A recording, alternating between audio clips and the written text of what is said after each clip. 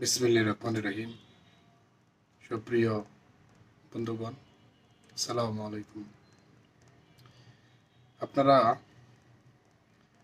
অবগত আছেন একটি বিষয়ে, যে জুডিশিয়ারি বিচার বিভাগ স্বাধীন কমিশন গঠন করেছে।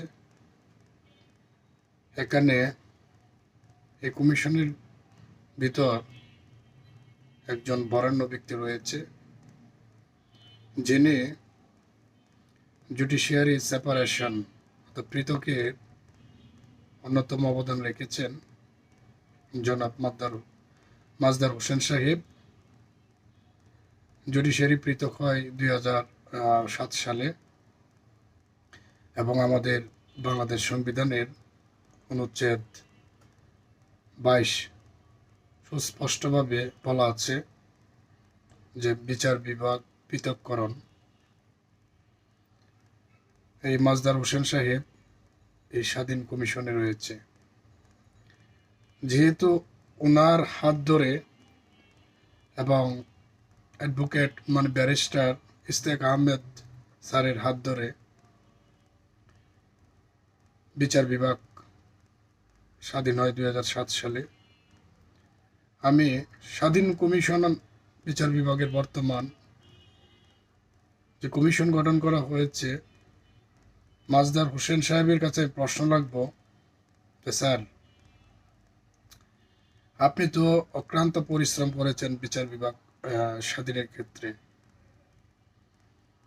যে নির্বাহী আদেশ বলে 5ই আগস্ট জুলাইয়ের পর থেকে গত এত তারিখ 6 ডেট পর্যন্ত যে প্রজ্ঞাপন জারি করেছেন, যে ইন্ডিমনিটি 2, যে পুলিশ হত্যা এবং বিভিন্ন নরহত্যা হয়েছে সারা বাংলাদেশে, এবং ব্যবসায়িকদের ব্যবসা ধ্বংস করা হয়েছে, জ্বালিয়ে দেওয়া হয়েছে, তাদের কি বিচার হবে না? আপনার এই স্বাধীন কমিশনে কি তদন্তপূর্বক তারা কি বিচার পাবে না? এই প্রশ্নটা স্যার আপনার কাছে আমি রাখলাম। আইনের দৃষ্টিতে সবাই সমান, আমাদের এই সংবিধানে বলা আছে আর্টিকেল 27। লাইফ টু লিবার্টি সংবিধানে বলা আছে, প্রোটেকশন অফ লাইফের কথা বলা আছে,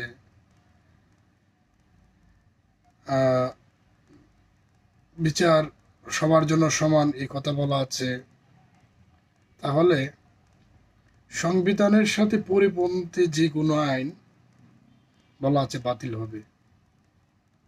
সান্ধ্য আইন ইন্ডিমনিটি অধ্যাদেশ যে জারি করলো, নির্বাহী আদেশ বলে, এটা কি এই যে মৌলিক সংবিধানের মৌলিক অনুচ্ছেদের সাথে কি সাংঘর্ষিক নয়? যদি সাংঘর্ষিক হয় তাহলে এই আইন বাতিল হবে এবং বিচার হবে। এর সাথে সংশ্লিষ্ট যারা জড়িত তারা বিচার হবে। এবং আইনে বলা আছে শত অপরাধীর মাঝে একজন নিরপরাধী ব্যক্তি যাতে শাস্তি না হয় এটাও দেখতে হয়। ঠিক শত নিরপরাধীর ভিতরে একজন অন্যায়কারী শাস্তির বাহিরে যাতে না যেতে হয়, তার শাস্তি অবশ্যই হবে, এটা আইনে বলা আছে। সুতরাং একজন আইনজীবী হিসেবে, আইনজ্ঞ ব্যক্তি হিসেবে নয়, শুধু একজন বাংলাদেশি সুনাগরিক হিসাবে জাতির কাছে প্রশ্ন, স্বাধীন জুডিশিয়ারি কমিশনারের প্রতি প্রশ্ন, যে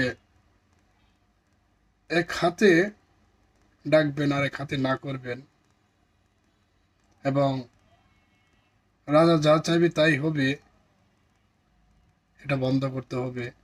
এবং জাতির উদ্দেশ্যে এটাই বলতে চাই যে বিচার ব্যবস্থা কি আজও নির্বাহী বিভাগ হাত থেকে রক্ষা পেয়েছে? যদি পেয়ে থাকে, অবশ্যই